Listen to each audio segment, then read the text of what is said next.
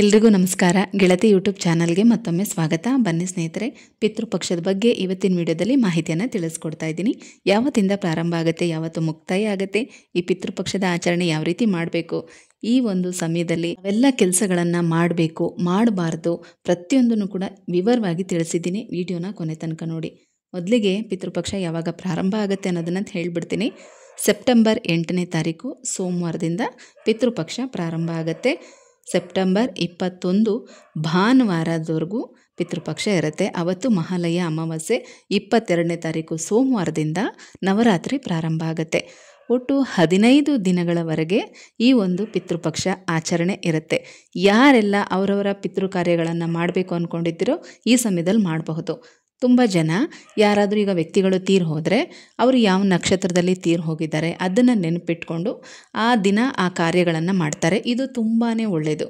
ಕೆಲವ್ರಿಗೆ ಇದು ನೆನಪಿರೋದಿಲ್ಲ ಅಥವಾ ಗೊತ್ತಾಗೋದಿಲ್ಲ, ಅಂಥವರೆಲ್ಲರೂ ಕೂಡ ಈ ಸಮಯದಲ್ಲಿ ಮಾಡಬಹುದು. ಅಂದರೆ ಮಹಾಲಯ ಅಮಾವಾಸ್ಯೆ ಸಮಯದಲ್ಲಿ ಅಥವಾ ಅಮಾವಾಸ್ಯೆ ದಿನ ಈ ಪಿತೃಪಕ್ಷ 15 ದಿನ ಏನಿರುತ್ತೆ, ಈ 15 ದಿನದಲ್ಲಿ ಅವರವರ ಪಿತೃಗಳಿಗೆ ಅವರು ತರ್ಪಣ ಕೊಡೋದು, ಶ್ರಾದ್ದ ಮಾಡೋದು, ಅಥವಾ ಏನಾದರೂ ಅವ್ರ ಹೆಸರು ಹೇಳಿ ಅನ್ನ ಸಂತರ್ಪಣೆ ಮಾಡೋದು, ದಾನ ಕೊಡೋದು, ಇದನ್ನೆಲ್ಲನೂ ಕೂಡ ಮಾಡಬಹುದು. ಇದರಿಂದ ಪಿತೃದೇವತೆಗಳು ಸಂತೃಪ್ತರಾಗ್ತಾರೆ.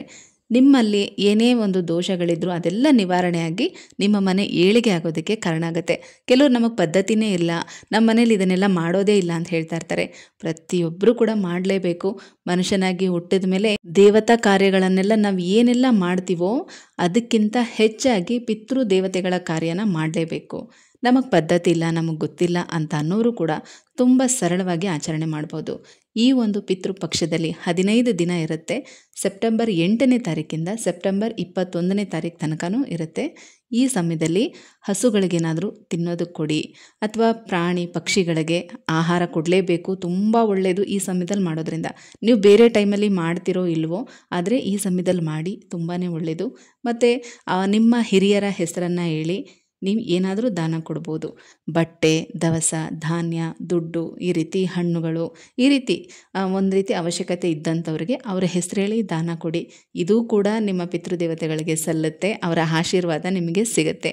ಇನ್ನು ಮನೆಯಲ್ಲಿ ಯಾವ ರೀತಿ ಮಾಡಬೇಕು ಅನ್ನೋದನ್ನು ನಾನು ಮುಂದಿನ ವಿಡಿಯೋಗಳಲ್ಲಿ ನಿಮಗೆ ತಿಳಿಸ್ತಾ ಹೋಗ್ತೀನಿ. ಇಲ್ಲಿ ತನಕ ನಾವು ಈ ಆಚರಣೆಗಳೆಲ್ಲ ಮಾಡೇ ಇಲ್ಲ, ಈಗ ಮಾಡ್ಬೋದಾ, ಮನೆಯಲ್ಲಿ ಇದಕ್ಕೆಲ್ಲ ಒಪ್ಪಲ್ಲ. ಹೌದು, ಕೆಲವು ಮನೆಗಳಲ್ಲಿ ಯಾವುದೇ ಆಚರಣೆ ಆದರೂ ಹೊಸದಾಗಿ ಶುರು ಮಾಡೋದಕ್ಕೆ ಹೆದರ್ಕೊಳ್ತಾರೆ. ಏನಾದರೂ ತೊಂದರೆ ಆದರೆ ಏನು ಮಾಡೋದು ಅನ್ನೋ ಭಯ ಇದ್ದೇ ಇರುತ್ತೆ. ಆದರೆ ಖಂಡಿತವಾಗ್ಲೂ ಯಾವುದೇ ರೀತಿ ಭಯ ಇರೋದಿಲ್ಲ. ಈ 15 ದಿನದಲ್ಲಿ ನಮ್ಮ ಪಿತೃಗಳು ಅಂದರೆ ಭೂಲೋಕಕ್ಕೆ ಬರ್ತಾರೆ. ಅವರಿಗೆ ಈ ಸಮಯದಲ್ಲಿ ನಾವು ಏನು ಆಹಾರಗಳನ್ನ ಕೊಡ್ತೀವಿ, ನಾವೇನು ತರ್ಪಣ ಬಿಡ್ತೀವಿ, ಅನ್ನ ನೀರು ನಾವೇನು ಅವ್ರಿಗೆ ಕೊಡ್ತೀವಿ, 1 ವರ್ಷದ ತನಕ ಅವ್ರಿಗೆ ಅದೇ ಊಟ ಆಗಿರುತ್ತೆ. ಹಾಗಾಗಿ ತಪ್ಪದೇ ಪ್ರತಿಯೊಬ್ಬರು ಕೂಡ ಅವರವರ ಪಿತೃ ಕಾರ್ಯಗಳನ್ನ ಮಾಡಬೇಕು. ಅಲ್ಲದೆ ಈ ಒಂದು ಸಮಯದಲ್ಲಿ ಯಾವೆಲ್ಲ ಕೆಲಸಗಳನ್ನ ಮಾಡಬಾರ್ದು ಅಂತಂದರೆ, ಇನ್ನೇನು ನವರಾತ್ರಿ ಶುರು ಆಗಿಬಿಡತ್ತೆ. ಹಬ್ಬಕ್ಕೆ ಬೇಕಾಗಿರೋ ವಸ್ತುಗಳನ್ನ ನಾವು ತೊಗೋಬೇಕು, ಅಥವಾ ಹೊಸ ಬಟ್ಟೆಗಳಾಗಿರಲಿ ಇದನ್ನೆಲ್ಲ ತೊಗೋಬೇಕು ಅಂದರೆ ದಯವಿಟ್ಟು ಪಿತೃಪಕ್ಷಕ್ಕೂ ಮೊದಲೇ ನೀವು ತಂದಿಟ್ಕೊಳ್ಳಿ. ಹೊಸ ಗಾಡಿ ತೊಗೊಳ್ಳೋದು, ಬುಕ್ ಮಾಡಿಬಿಟ್ಟಿದ್ದೀವಿ ಈ ಟೈಮಲ್ಲಿ ಬರುತ್ತೆ ಅಂದರೆ ದಯವಿಟ್ಟು ತೊಗೊಳಕ್ಕೆ ಹೋಗಬೇಡಿ. ಮತ್ತು ದೂರದ ಪ್ರಯಾಣಗಳನ್ನು ದಯವಿಟ್ಟು ಪ್ಲ್ಯಾನ್ ಮಾಡಬೇಡಿ. ಇದನ್ನಂತೂ ಮಕ್ಕಳು ಕೇಳಲೇಬೇಕು. ಈ 15 ದಿನ ಏನಿರುತ್ತೆ ಎಲ್ಲ ಕಡೆ ಕೂಡ ಬ್ಯಾಡ್ ಎನರ್ಜಿ, ಕೆಟ್ಟ ಎನರ್ಜಿ ಅನ್ನೋದು ಹೆಚ್ಚಾಗಿರುತ್ತೆ. ಎಲ್ಲ ಪಿತೃದೇವತೆಗಳು, ಆತ್ಮಗಳು ಭೂಲೋಕದಲ್ಲಿ ಇರುತ್ತೆ. ಹಾಗಾಗಿ ತುಂಬಾ ಎಚ್ಚರಿಕೆಯಿಂದ ಇರಬೇಕು. ಮನೆಯಲ್ಲಾದ್ರೂ ಕೂಡ ಹೆಚ್ಚಿಗೆ ಕೋಪ ಮಾಡ್ಕೋಬೇಡಿ. ಯಾವುದೇ ವಿಚಾರಕ್ಕೂ ತುಂಬ ಟೆನ್ಷನ್ ಮಾಡ್ಕೋಬೇಡಿ. ಹೆಚ್ಚಿಗೆ ನೀರಿರೋ ಕಡೆ ಅಂತೂ ಹೋಗಲೇಬಾರ್ದು. ಒಂದು 15 ದಿನ ನಾವಾಯಿತು ನಮ್ಮ ಕೆಲಸ ಆಯಿತು ಅಂತ ಆದಷ್ಟು ಸೈಲೆಂಟಾಗಿರೋದು ತುಂಬಾ ಒಳ್ಳೆಯದು. ನವರಾತ್ರಿ ಸಿದ್ಧತೆ ಮಾಡ್ಕೊಳ್ಳೋರು ಕೂಡ ಪಿತೃಪಕ್ಷಕ್ಕೂ ಮೊದಲೇ ಏನು ಬೇಕೋ ಅವಶ್ಯಕತೆ ಇರೋವಂಥ ವಸ್ತುಗಳನ್ನ ತಂದಿಟ್ಕೊಂಬಿಡಿ.